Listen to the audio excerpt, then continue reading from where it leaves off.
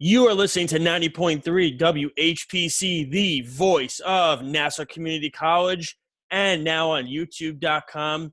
Good evening, ladies and gentlemen. Welcome to another episode of Takedown Breakdown, the only wrestling talk show here on 90.3 WHPC. So much to get into this evening. We'll start with, of course, myself, Josh Silverberg, always the host of the show. My co-host at this time, Lyle Gillen. What's up, man? Nothing much. How's it going? It's going well. And back from hiatus last week, but of course, a new member of his family, Justin Caracciolo. What's up, man? What's the story? Yeah, we got a new dog in my house, so we've all been giving her a lot of attention lately, and she's been taking up a lot of hours as well. That's good, though. It's a good distraction. Good stuff around here at this time. Yeah, for sure. Distraction for sure. Definitely. So we have a lot to get to. And basically, the show is probably going to – well, it's not probably. It is going to revolve around it. And the second half of the show is going to be an interesting one that we'll get into as well, and it involves this topic. And I would say today's show is basically going to revolve around one of the darkest days, not just for WWE, but probably professional wrestling history, with all the layoffs and all the stuff that has happened in the last 24 hours. A lot of the WWE, NXT superstars, backstage producers, referees, legends they've been let go, released by their contracts by the WWE. I believe news had just come out before we went on the air that apparently there is, I believe, still a 90-day clause that they can't perform for the WWE roster, and then NXT is 30 days. So that has popped up now on the news feed. What was, and Lyle, we'll start with you first. What was your initial thought when you heard not just the amount of people that were on it, but the names that were on the list? Some of them I fully expected, but as it kept going, it was more shock. Rusev, I did not expect to get released. Deonna Purrazzo, I did not expect to get released. A few more people on there that are just talented, like Carl Anderson and Luke Gallows. Those are two guys who, at one time, was one of the best tag teams in WWE. And now they were just a factor in the WrestleMania main event, you could say, for night one. They just signed even last year. They signed a new contract last year. Yeah. Yeah. And it's a shame that apparently WWE. Same with Mike Bennett. He signed for about 4 years. Yeah. They only saved $700,000 with all those releases, and that's crazy, and it's kind of messed up. Justin, this is the story, by the way. I found a lot of shocking ones from the list, especially Leo Rush, who was recently the Cruiserweight champion, and Drake Maverick, considering he's in the Cruiserweight the tournament to determine the interim champion, considering Jordan Devlin can't travel at the moment. Another big one was Mike Chioda, who has been a referee with the WWE since, I think, 1989. Yeah. He's been in some of the biggest moments. He reffed Rock and Hogan. He reffed the women's WrestleMania main event from last year, and it's just insane to see them release him after such a long tenure with the company. In addition to some of the agents, too, that you see getting laid off, like Fit Finlay. Oh, Fit Finlay was really a huge one. Fit Finlay was a massive one, because Fit Finlay, he played a major role. He's the leader of the women's division. For the women's division. I mean, I know they did say that some of them could be furloughed, but they didn't specify which ones. Per se. I saw that all of the producers were furloughed. I don't know. The way that some of them were reporting on Twitter, it didn't sound like they were being furloughed.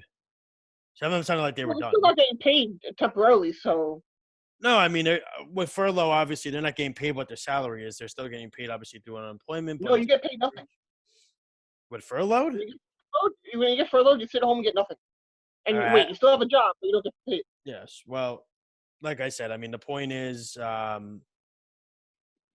the situation I think that has, arise with the WWE right now is, some names for me that were shocking was Zack Ryder, who, I give Zack Ryder all the credit in the world because he was one of the guys that brought the U2 media sensation with wrestling into what it is. I think he was one of the pioneers in doing it when he had his wrestling show, his weekly show and everything like that. And then, of course, with Kurt Hawkins, Luke, of course, Lyle said it, Gallows and Anderson. Rusev was a shocking one. Eric Rowan is another one that was, I guess, once the spider was killed or whatever it was, that was the end of it. But another guy that never had an opportunity, but I saw on his Twitter page, he's okay with it, is EC3. EC3 never had a legit shot. Yeah. Something just didn't feel right when he was in NXT. I don't know what it was. Something just didn't feel right with him. I've been trying to put my finger on it, and I can't. I don't know. And then WWE, they gave him one storyline with Dean Ambrose, now Jon Moxley, and that was the end of it. I think EC3 struggled a little bit because he came in at the same time as Ricochet, and they both kind of got shoehorned into that ladder match, and it kind of took away from what his potential was in NXT. And then he went into that feud with Velveteen Dream, which, despite being good, didn't really do him any favors because he ended up losing, and it didn't do much for him after. It was too many. I think it was too many. It was too many new faces in the cookie jar at once. At the time, that was what it was. You know what I mean? And it wasn't very organic when you bring all these new wrestlers in. Usually, you separate it one at a time, here or there. But no, Ricochet was in that, and then Velveteen Dream was Velveteen Dream was starting to be put over at that point, and Adam Cole was there, and they struggled with that in the breakout tournament. They struggled with that during the breakout tournament last year, where they brought in so many people. It's kind of hard to not get lost in the shuffle. You see guys like Joaquin Wilde, who's on the show every week, but he's an enhancement talent.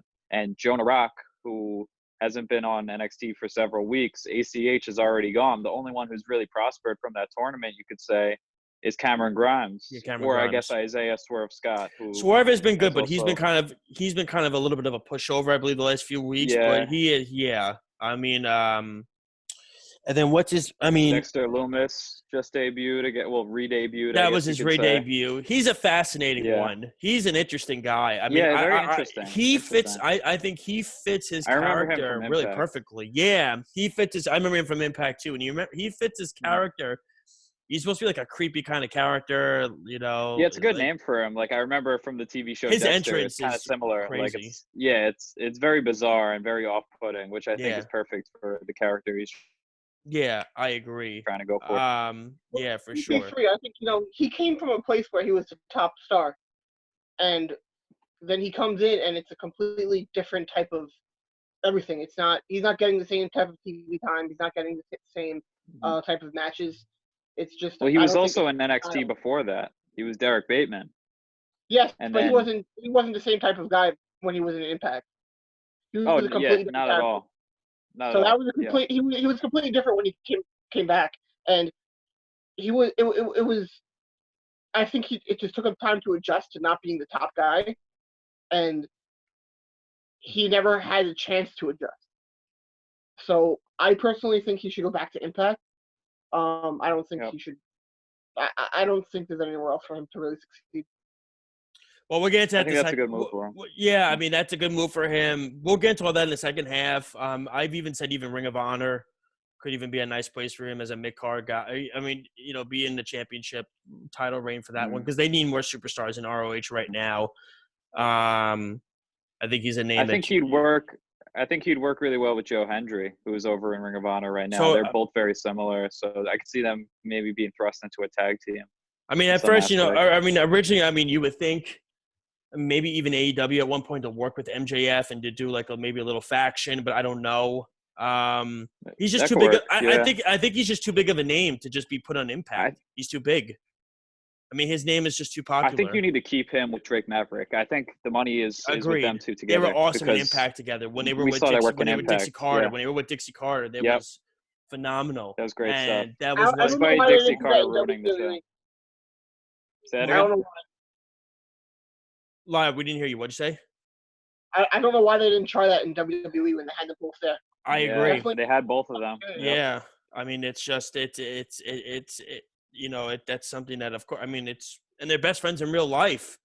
It just would have worked. It meshed well with Dixie Carter and Impact when they were TNA and everything. And I think they dropped the ball completely with that one. Like I said, we'll each pick a couple of superstars, and each superstar we'll go through each superstar on the list for sure, because I think there's a landing spot for all these talents. The thing is, with WWE having to, with these cuts and everything like that, you wonder, because ROH and New Japan are not performing right now. And I know there was an article that came out recently with, I think it was Hiroshi Tanahashi, I think, met with health officials recently. Yeah, I and heard said that. and said that wrestling should be the last thing to come back. Because he's very nervous about the safety of it with the touching and the being near everybody. He's very concerned with that. And he's a veteran. He's basically one of the spokespeople for New Japan. They're not doing shows. I believe it was Matt Taven just came out and basically said that ROH was ahead of the curve when it came to shutting down shows, because everybody showed up in Vegas for their throwback show that they were going to do. They canceled it. They stopped shows to the end of May.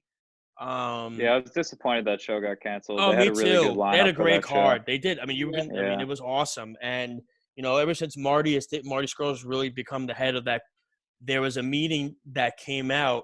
PJ Black just did he was on, I believe it was Sean Ross's podcast. I believe it was, and Marty Scurll did the best thing you could possibly do is he took all the wrestlers into the room and did a big meeting, and he had all wrestlers write down 2 or 3 ideas on a piece of paper, and he wanted all these ideas handed in to him to how to evolve the company going forward when everything comes back, or even before that as well. He wants new ideas, and it's something that I think guys like WWE should do.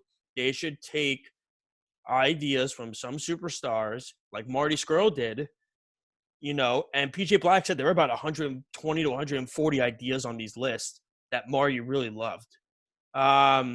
So you're taking account to wrestlers who it's their character, it's what they're comfortable with. AEW does it a lot with the mic work. They let them be themselves. They don't script, none of it's scripted.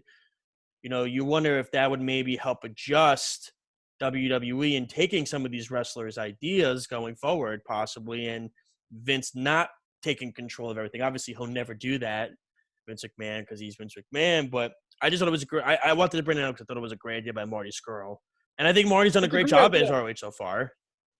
It's a great idea. I just don't see any way in the world where Vince would ever actually do that, or he would do that and then take the really bad ideas. Like, it'll come out that so-and-so had this awesome idea, and Vince shot it down for someone to run around pooping everywhere because he's Vince and that's what he does. Yeah, he loves that. Exactly. If it involves peeing, pooping, or vomiting, he loves it. And yeah, you saw stuff with Draws in Dark Side of the Ring. Yeah, and that really sheds light on that fact that the childish nature of Vince McMahon. It's really ridiculous, but that's where a lot of these ideas go. Yeah, I mean, I thought Marty Scurll took the initiative as head writer of the company, and said to his wrestlers, his employees, what do you think works best that could help us expand? And that's a testament to Marty, because he's clearly trying to feel out his locker room. And, because look, Marty Scurll has a huge project on his hands, and that's trying to get our Ring of Honor back to what it was years ago. It's been a struggle for them. But, what are your thoughts? I wanted to get your thoughts. What are the thoughts of Hiroshi Tanahashi, Hiromi Tanahashi said about wrestling coming back as the last thing that should be back after the COVID-19 virus? I think if you bring it back regular sports, then you could bring back wrestling very much. Hockey is a very disgusting sport. That's how come people get the flu, and one person hockey gets the flu, the entire league gets the flu. It's just a very disgusting sport. And what they do on the ice, Same thing with football. It's just it's all sweating, touching, grabbing each other, being that close to everybody. If you're doing all of that, you can do wrestling. Um, I don't think that there's a reason why you should bring that back last. Um, I think once you want to have the crowds back, you can have all sports have crowds back. I don't think why. I think there is a reason why wrestling should be last.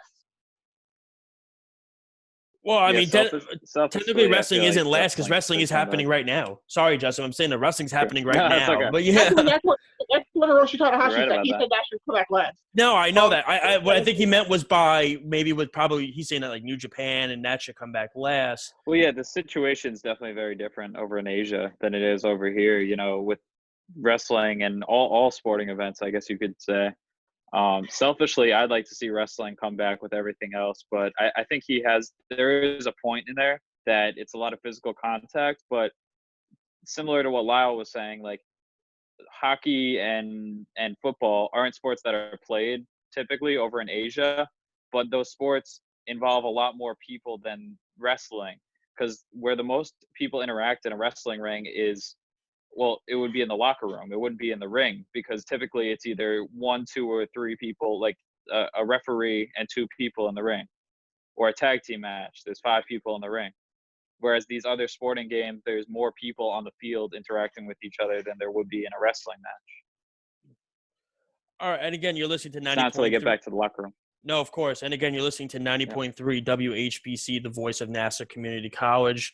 I'm Josh Soberg along with Lyle Gillen, Justin Carasiello. This is Takedown Breakdown.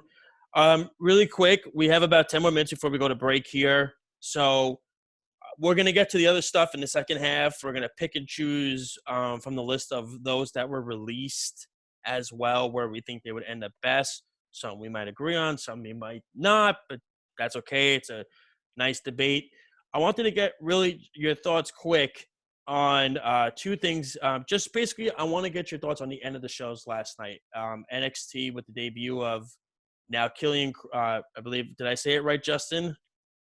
Is it Killian Cross, I believe he's not being called, and the Jon Moxley Jake Hager match. I know people have had mixed reviews about the Hager-Moxley match, just like people have had mixed reviews about Cross's name now. So my thought is pretty much what did you enjoy more at the end of the night? Was it the Moxley-Hager match, or was it the Killian Cross basically beating up Tommaso Ciampa? It sounded like he was slaughtering him, literally, if you hear all the weapons thrown around. The Killer Cross segment was definitely better. I had a major problem with the Moxley match. It was supposed to be billed as a false count anywhere, no holds barred match, and they barely did anything no holds barred. It was like they just hit him on the mat on the concrete a few times, and then they went and had the pin in the ring. Yeah. Like, what? It's a false count anywhere, and you have a pin in the ring? Yeah. Like, besides that, and no holds barred, like, not doing anything, it was a fine match. If they just had it as a regular match and just had that, it would have been fine. I would have been fine with it. But you have a no holds barred match, and they're not, like, hitting each other with anything. They're not hurting each other with foreign objects. They're not getting pinned outside the ring in a false count anywhere match. Just everything about it didn't make sense. I don't know if they had an original plan and they couldn't do it because of what's going on, but it just didn't feel like it was a match that it was supposed to be. I think without a crowd, it's tough. Then when you try to do something like that, it's hard. It's difficult because there's no reaction to anything that's. I completely get what you're saying. I do. Trust me. I felt the same when I was watching it yesterday. I felt like it's just so random. Why are they just pinning him in the ring? You know, I mean, they fought in. I would say the crowd, but there was no crowd there. They fought where the chairs are for a few minutes too. But it just, and also JR didn't help things either. It was there was a lot of dead space in that match. It just felt really quiet at certain points, and that's not really necessarily the commentary point, but there was just nothing, you know. For me personally, I preferred the NXT moment of Killer Cross and Tommaso Ciampa. That's just more appealing for me. As far as AEW, lately I've been more interested in what's going on in Being the Elite, with all the stuff at the Young Bucks compound leading up to episode Yes. 200 with Matt and Nick set to face each other in an The Anywhere greatest match. thing I in just find that more appealing at the moment. Sure. You know, I and just get, yeah, I just, sorry. no, that's fine. And I was going to say, and you wonder with Double or Nothing, the announcement that is now being closed to the public, but it's still going to happen on pay-per-view, but it's now closed off. If you bought tickets for this year's event, you now have access to going next year. You know, you wonder with, you know, because you don't know when this is all going to end. You don't know when travel restrictions and all that are going to, you know, be done and everything. You know, the thought process now is, I know they've used, you know, where Matt and Nick are wrestling, you know, near where their property is. I'm wondering if possibly because there's AEW, obviously you could tell by their talent deficiency the last few weeks, it's tough because they don't have everybody there. Maybe you do with the talent at where they're recording it with some of the talent, and then maybe you do maybe 2 or 3 matches possibly where Matt and Nick are doing their matches and have Excalibur call those matches, and then you come back and you have Tony and somebody else do the matches at where they're doing the recordings of the show. Because if it's still not safe to travel, the Young Bucks, I don't imagine will be there. SCU won't be there. Luchasaurus won't be. I mean, it's just going to be so tough. And it's so. This is one of their big pay-per-views. This might be the only option for them to make it try to work, because if talent can't fly, you know, you're not going to have Sean Spears versus a local talent for Double or Nothing. It's just not going to work. No. Yeah. See, that was something I wasn't a fan of. Now, obviously, they taped everything at once. Yeah. So this episode felt like they were giving the talent a break in between. So they didn't have as much guys on. That's why they had like 4 matches with enhancement talent. And I think that was mainly used to give them more of a break. I think next week we'll see more of a normal episode. And then after that, we'll see another episode like this week. I think that's how they're going to be doing it until they get more live, which I think after The TNT Championship tournament. Yeah, I think after Double or Nothing, they're going to start going live again at Daily Place. Just if they're allowing WWE to have live shows, then they can have their live shows. No, of course. I mean, that's up to WWE. It's up to Cody and Tony Khan if they want to do the live shows. You know, they might. You know, they could say, "Hey, we're just going to stick to the recording because we don't feel it's very safe to have our talent have to come to the live shows all the time." You know, that might be Cody and Tony looking out for their talent, which is not a bad thing at all. I think it's an applaud to them for thinking of the health and safety of their employees first, whereas Vince and everybody, I also think this is kind of a under the table handshake also by the state of Florida to give to Vince, where Vince has probably told them, hey, we'll give you WrestleMania 38 Tampa again if you let us do our live shows, because it's all about politics and it's all, you know what I mean, it's all political and everything. So this could also be apparently they gave the state of Florida, I think it was DeSantis's campaign, or they gave the state of Florida $18.5 million. I saw that somewhere. I don't know how true it is, so don't take that with a grain of salt. But that's what I heard, is that they gave either the state of Florida or DeSantis $18.5 million. And it seems so bizarre because all these cutoffs that they were just doing with all the talent saved them $4 million a month. I think it was. I saw 700,000. It saved them. And when that's like far less than what I thought. But if that's the case, then like they were just able to afford this 18 million, however much money they paid to keep their shows going, and then they can't afford to pay for their talent in this time. It's so bizarre and so strange. But like I said, we don't know all the details. No, we definitely don't, and we don't know when anything's going to come back to normal. We have no idea. I mean, you heard what LA just said recently. The governor of LA just said he doesn't want sporting events and concerts and stuff up till 2021. And other states have said the same thing too. You know, so we don't even know. You know, this could put WrestleMania 37 in jeopardy for next year. You know, we don't know when anything is going to be up and running. We have no idea. Nobody knows. You know, everything's changing day by day. That's why I'm just taking everything day by day. You know, that's how I'm not. in the beginning of this whole thing, I was making guesses. Oh, we'll be back this and that, and I'm just done making guesses. Because I'm not a health expert, and I'm not a politician, so I don't try to make those guesses. I think it's just a thing that if you try to make you're trying to make, and I understand people they're trying to make themselves feel better with it because they want everything to come back. We all want everything to come back. We really do. We miss everything. It's not normal with how this is happening. But at the same time, like I said, when you're hearing people, people are saying, WrestleMania 37 is going to be awesome next year, blah, blah, blah, blah, blah. But the governor of LA is now saying, pump the brakes. I don't want social gatherings like that happening in the city of Los Angeles until later in 2021. And WrestleMania 37 is not happening in LA next year. It's going to happen at the Performance Center again. That's just the reality of it. And it would be a terrible thing. Or they could move it. They still have time. Where would they move it to? They move it to Tampa and then have it be there the year after. But how do we know Tampa's going to be safe? How do we know anywhere is going to be safe? We don't know.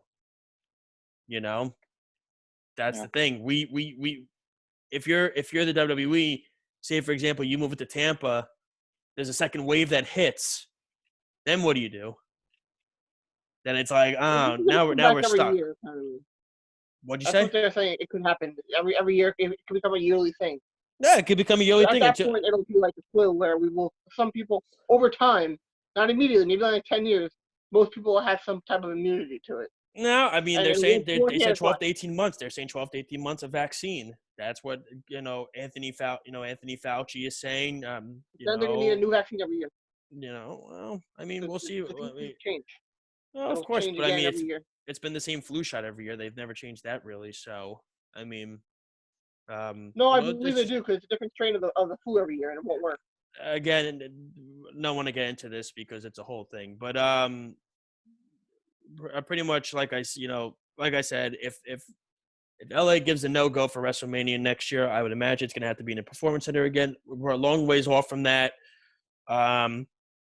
We don't know what's going to happen. I mean, like I said, this is not a political show. We don't talk politics here or anything like that. We talk professional wrestling, but this is just something that's been a part of it. It's now taking over. Again, I think it's something to do with a handshake deal under the table between the state of Florida and WWE to say, we'll give you the live shows if you give us WrestleMania 38 again. Could be the case. But, so on and so forth. I think the situation that we're in right now, you're seeing things that are, things are changing every day.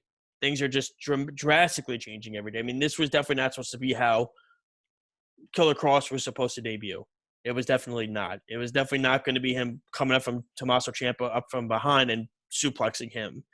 And it's unfortunate because some guys, you want a bigger debut than that, but unfortunately, that's the only thing they really feel like they can do right now. I think it really affected Brody Lee and Matt Hardy the most. Oh, 100% it did.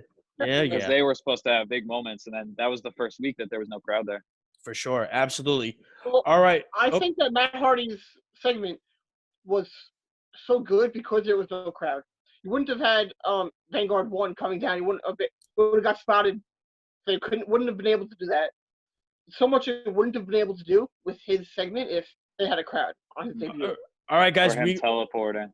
All right, guys. We're going to have to take a quick break, but when we come back, we're going to go over the list of wrestlers that were released, and we'll talk more about that, and we're going to decide who we think would be the best spots for these wrestlers that were let go by the WWE. You're listening to 90.3 WHBC, the voice of Nassau Community College. This is Takedown Breakdown. We'll be right back.